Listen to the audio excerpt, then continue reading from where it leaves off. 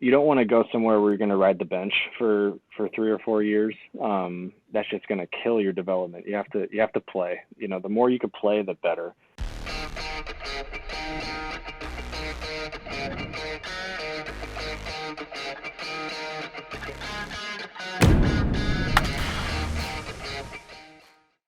Welcome back to the Baseball Playground. This is your host, Jacob Odell. Matt McGowan. And today we have a very special guest. His name is Danny Worth, and he played for Pepperdine University, played for the Tigers and the Astros, but he's now the assistant coach back at Pepperdine after having an awesome career and has been there for, 5 years now? Yep. 5 years, man. That's awesome. So lots of value to be brought just for, coming on the show. So thank you so much. Yeah, thanks for having me. The show, Danny, just so you know, I don't know if you've seen any episodes or not, but it's all about getting information out to high school kids or JUCO kids, college kids, anyone who, has the dream of playing at the next level. And we want to definitely have, guys on that have been around and been at that next level. As a coach, first thing I want to ask is, when you go and scout players, what do you look for? Oh, man, we look for everything. Obviously, you're looking for guys that could help us win, looking for guys who could step right in and start, year one and be here for 3 or 4 years on the field. But, there's a lot more. It's try to dive into their character, try to, get to know them, make sure that you're going to enjoy being around them for 3 or 4 years, enjoy them on the field and their company and their family, talk to their high school coaches and, get a feel for all that, talk to everyone. So for us at Pepperdine, if there's any bad news we get or anything, any weirdness, any, being a bad teammate, bad worker, and we'll stay away from that recruit, regardless of how good they are. But you'd be surprised how many, stuff we hear, just talking to everyone. So, try to do our homework and try to bring on good people and hard workers, good players. At what age are you guys starting to look for ball players? For us, we'll look at high school players. We're not going to look at 7th or 8th graders, and that stuff goes around, you hear about that. But, we're just looking at high school players. The older, the better. You know what you're going to get. The younger you recruit guys, the more of a gamble it is, right? All the development that goes on in those important years. You don't know how they're going to turn out, what's going to happen, how their bodies are even going to be mature into. So, the later the better. What's the average scholarship offer someone's given? Because, back in the day, everyone was like, oh, I got a full ride, but that's not reality. That's not how it is typically anymore. And, with the, 11.7 scholarships, what's an average, if any? Is it 20, 25%, 50%? Or do you, base it off of, positions and things like that? Yeah, it's all different. Every school is different, I'd imagine. You have your 11.7, and most schools have that. Some schools don't even have 11.7. You have your 11.7, and then every school is different with their academic aid they could give, their financial aid they could give. So, when you're looking at total scholarships, it's not really 11.7 fair game for everyone. Every school is different. I think the average scholarship for us, we try to divvy it up as much as we can. Try to look for academic people that could come in and get some help with some academic aid at our school, some financial aid recipients. Plug the numbers, see if there's anything I could pop out that's a match. But we try to disperse it as evenly as possible. And of course, you need your heavy hitters up the middle. You need your weekend arms. You need pitching. So. Yeah, there's some important pieces there, but try to just divvy it up as much as you can. That's the thing about being a recruiter and a coach. Absolutely. I'm glad you brought that up, being a recruiter and a coach. What is the quickest way when you go see a player that someone gets crossed off your list? Oh, bad body language, something weird that happens in the game, arguing with an umpire or coach or arguing with a parent. You go to so many games, you've seen it all kind of thing. And I'd imagine the college coaches that have been doing this a lot longer than me have seen everything. Any weirdness like that, that's kind of, if you could see a little chink in their character, in one game, that stuff's going to be heightened in a 3 or 4 year span. And what are you seeing, or what do you believe that a player can do better to be seen and to stand out while being recruited? Play the game hard, play the game like you play it. Go to, I think going to college camps, the colleges that you're interested in, that's probably the best way to be seen. You're up close and personal with the college coaches that you want to be coached by in the program you want to be with, trying to make an impression in a 1 or 2 day camp, whatever it is. Even if you don't, or you don't think you do, there's notes being taken on you. There's mental notes being taken on you. They're going to follow you for another year or so or longer. And, they're going to track your development if you go to a camper at a young age. So I think that's the best way. And then, just be with, just try to find good coaches, travel coaches, good high school coaches to be with. You want to surround yourself with good people that are going to help your development, help you grow as a person, as a player year round. So, if you're around good people for all those years, those important years, it's, good things are going to happen. I think that's a great point you brought up about the prospect camps. I'm a big believer in those. I think the players need to be seen because I think you have to find out what you're worth and what you're going up against. Do you make every kid that you sign go to one of your camps, at least one of your camps? Or, because typically when you talk to coaches, it's, they have to come to a camp and I have to see them. We don't make them come to our camps, but when we try to invite players that we're interested in. Our camps are small. There's 30 to 50 guys at every camp, maybe more sometimes, but we try to just invite guys that we're interested in recruiting. It's open invitation, of course. People show up unannounced, and we're pleasantly surprised a lot. But we don't make them come in order to commit them. But it's good. We like to get a vibe with them up close and personal. We like to try to get to know them, talk to them, mingle with them, see how they interact with other guys at the camp, see how they act in the dugout in between the innings when we play a game. All that stuff we pay attention to. Awesome. And how many times or how often are you going out and going to these high school players' games? That's always happening. So recruiting season, it's opening up in March coming up here. It's going to go to the beginning of summer, and then we get a little break, I think. We'll be looking at games to go to almost daily if we can make them. We never miss our games at Pepperdine. All of us coaches always attend our games, of course. You hear of programs that have coaches that miss their own games a lot, but our guys come first, and, we try to schedule stuff around it. You talked about surrounding yourself with good people and being, in positive situations where you're going to be able to, grow and develop. What would you tell these high school coaches that don't reach out to colleges or don't, really showcase their guys? How can they get better? Or what recommendations do you have for them to help their guys get seen? If I was doing nothing and I was their high school coach, I would have a meeting with everyone on the team. I would say, give me your 10 best schools that you're interested in going to right now, and maybe that list would continually being updated throughout the years. And they would give me their 10 schools, and I would reach out to those schools as a coach personally, with the email or a phone call, text, and just say, hey, Johnny Smith here. He's this kind of player. He's interested in your school. Just want to put him on your radar. Maybe send some video. And that's good enough, and that should get guys going. Yeah, I mean, as a coach, I talk to other coaches all the time, and I'm always like, hey, have you reached out? This kid's really good, or that, I really like this kid. Is anyone looking at him? And consistently, it's no one's really looking at him. Like, he plays on this travel team, and I think with travel baseball being so big, especially in our area, they kind of feel like the travel ball coaches should be doing that stuff, or the travel ball teams, where I'm a firm believer, and this, I love calling coaches, and if I have to be annoying, then I'm annoying, and just to make sure my guys get seen or get an opportunity. I feel like so many coaches really need to hear that, reach out, let people know, because I think it does make a difference. Yeah, I love when a coach reaches out and says, hey, I got a player for you.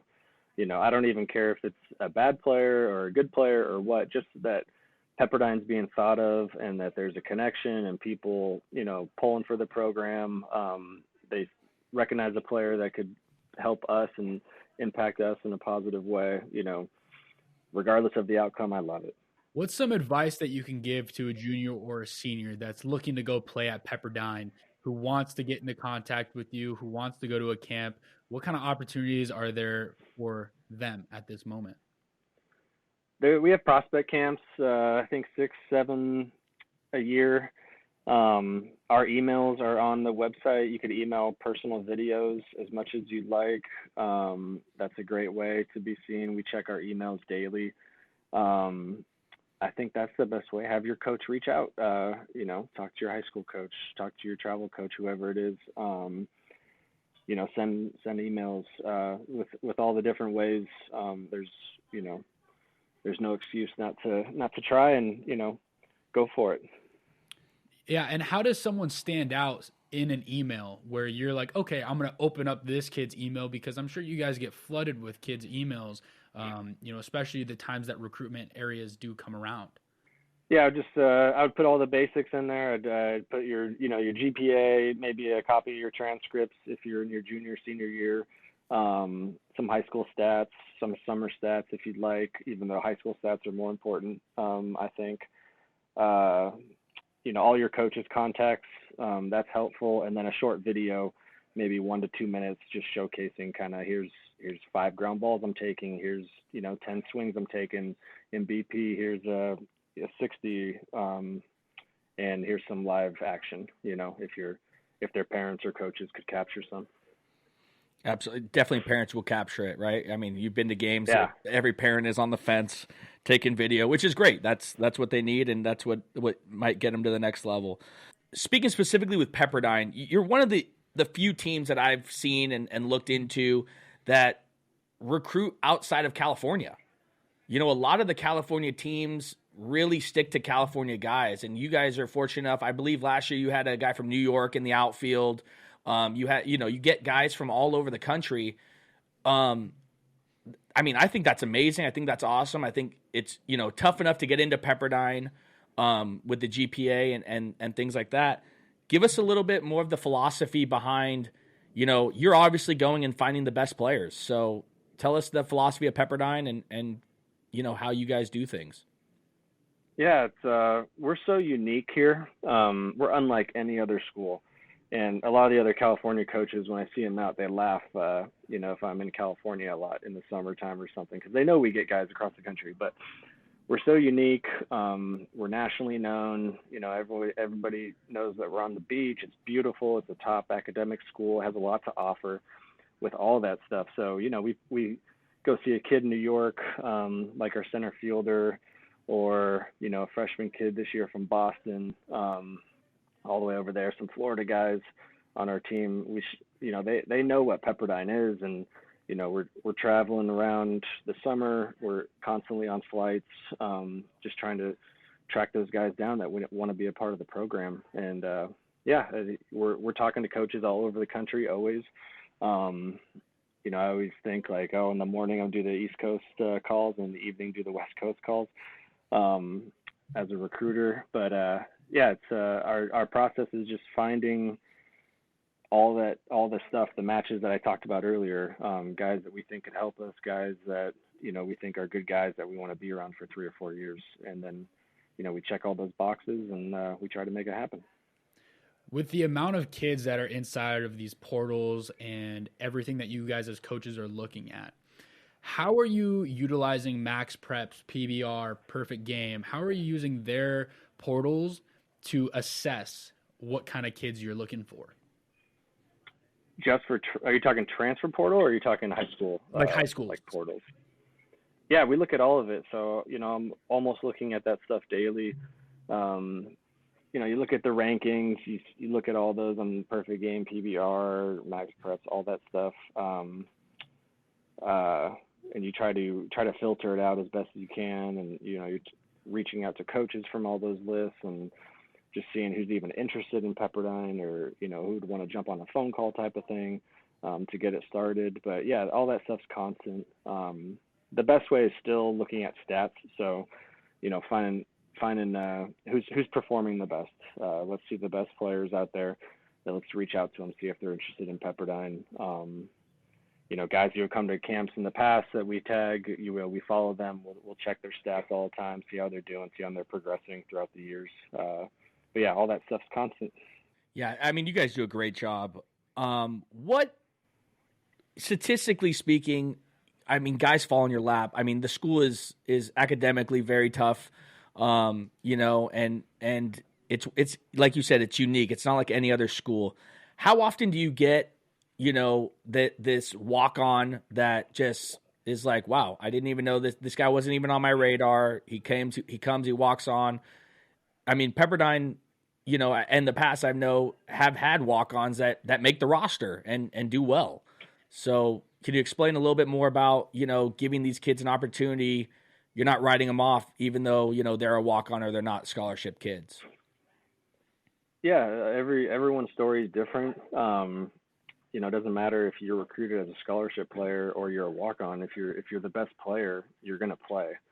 I was recruited at Pepperdine myself as a spring senior sign in high school, and then played shortstop for 3 years, and then went on to pro ball. But yeah, everyone has a different story with that, and it doesn't matter. And yeah, I think every year there's surprises with guys making jumps in their development, whether you saw it or not, and you just keep on plugging away. Now, since you've seen both sides of the coin with recruitment now, from being at Pepperdine, going through the whole process of going to the bigs, and then now you're the coach, what are kind of the compare and contrast that you see now from the experience that you went to during the recruitment process? Like 20 years ago when I went through it? Yeah. What's the difference back then to now? Man, there's so much more social media, and everything is just out in the open to everyone. The rankings, the knowledge that a California high school player could have about a Florida high school player, it's insane. To compare when I was in high school, we maybe knew some SoCal people, but never anyone from Texas or Florida or anything like that. And now all these high school players, they're all connected. They're all playing on these travel teams in the summer together. Yeah, it's a lot more pressure on them too. I think, they're seeing a bigger range of players out there, and sometimes I think it hurts them. They just have to focus on playing their game, with their high school, and stuff like that. And I think that would help them if they could do that more. But they're going to miss high school baseball, that's for sure. It gets harder, and college is a blast. That's why I'm back coaching at Pepperdine. I loved it, but every step gets a little harder, a little less fun, especially in pro ball. So it's more of a business. I'm glad you brought that up. About 20 years ago, what's the difference? Because a lot of parents, that played baseball or things like that, went through that same process. The biggest thing for me is, how can we help parents understand the process, right? Like, because so many times players are influenced by their parents, and which, hey, you need to do this, you need to do that, you need to see this guy, you need to see that guy, you need to go to this hitting coach, that hitting coach, things like that.